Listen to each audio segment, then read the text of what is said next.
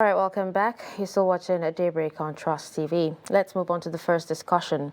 To rein in the activities of terrorists and bandits across Nigeria, the federal government has disclosed that it would place a ban on motorcycles and mining activities across the federation.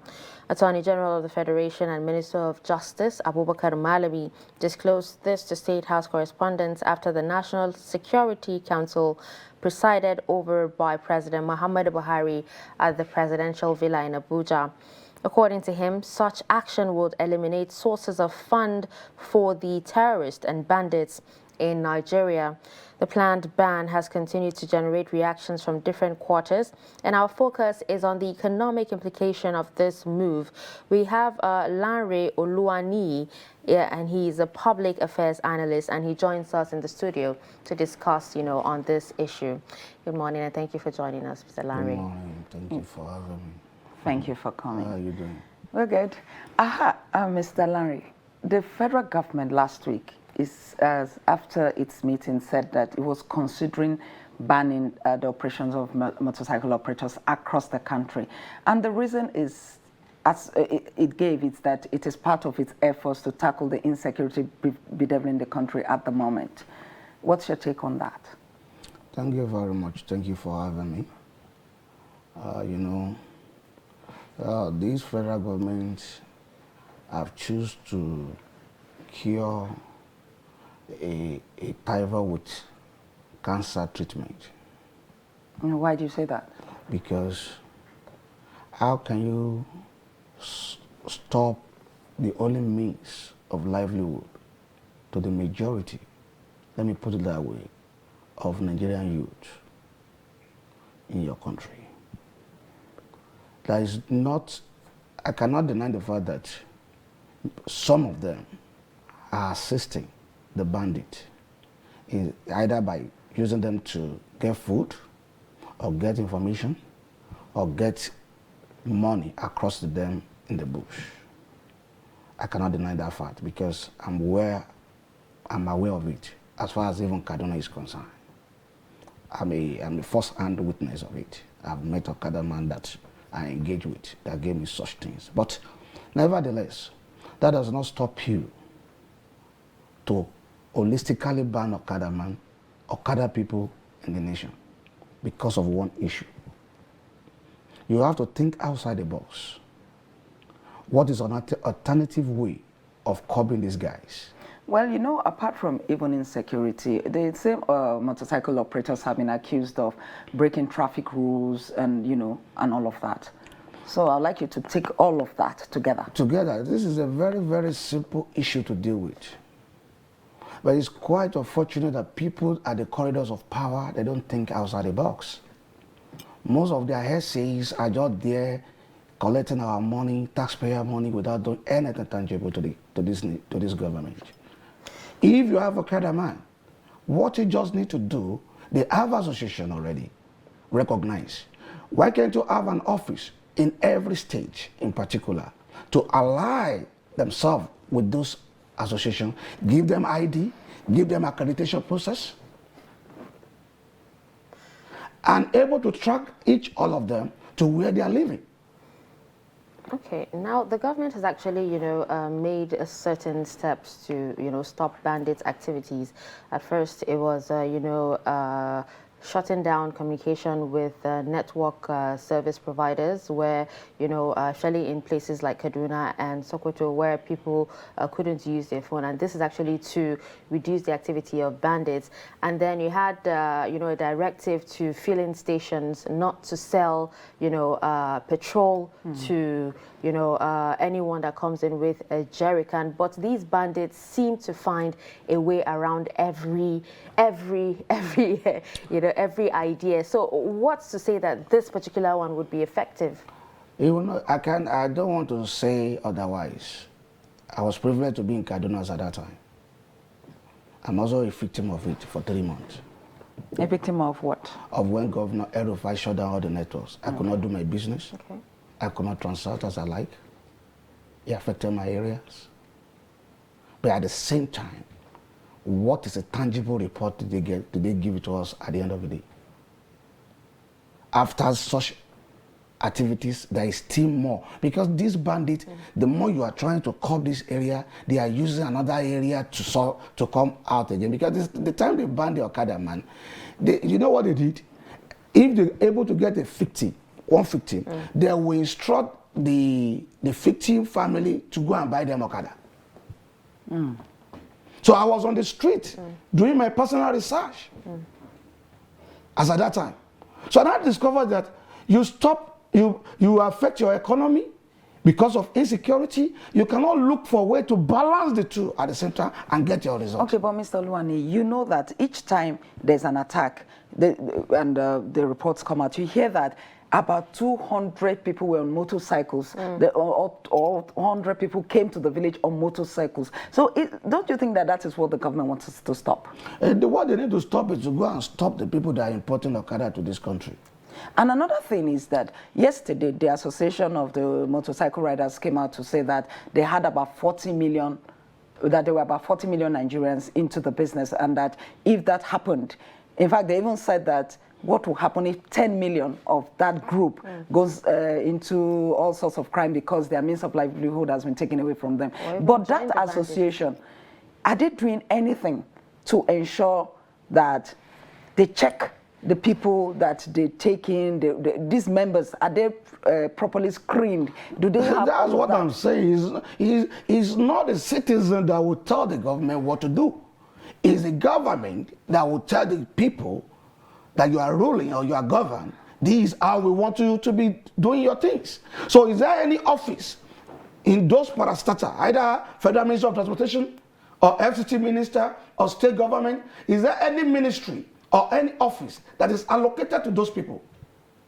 That this office, what you need to be doing is to liaise with these people. Let us know them. Let us know the genuine ones. Let us know the ones that are fake among them. So government need to go and meet them, not to take the food away from them.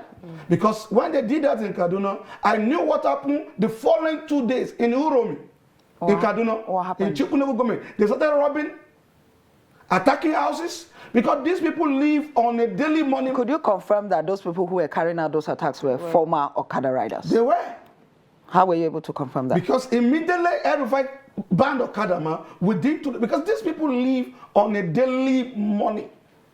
When they get the money today, they feed on that money today, it ends that day. They go out the following day, get another money to sustain the following day. So when they could not do that within 2-3 days, they resorted into criminality. Okay, well, some states have actually already taken measures, you know, on tricycles and also, you know, motorcycles, you know, by restricting them and making them work for a period of time. Do you think that, you know, would be like a lesser evil instead of, you know, banning it outright? Definitely. When Boko Haram were busy disturbing Kano State, I could remember what Governor Kwankwaso did that time. Okay, we discovered that they are using motorcycle to perpetrate evil in Kano metropolis. What will happen is that if you have your personal bike, go alone, don't carry anybody. And general motorcycle was cancelled, and they brought in tricycle to empower these people. Not taking something from them without giving them another thing. At the other hand, you are causing chaos. And danger is about to happen. So in your view, how should they go about this? I've explained it. Very simple. Get yourself involved in this industry. Talk to the president, the escorts of these motorcycle people. They have escorts across the state at the federal as well. Discuss with them. Get them accreditation. Give them a number. Give them a jacket. And let them talk to you. They know themselves. Those that are bad eggs among them, they will inform you. But when you don't work with them, you don't want to talk to them. And this is a time to generate more revenue. And you'll not be talking, we don't have money. You don't have money because you don't think outside the box. Because if you are collecting tax, ordinary 20 naira from these people every day is a lot of money.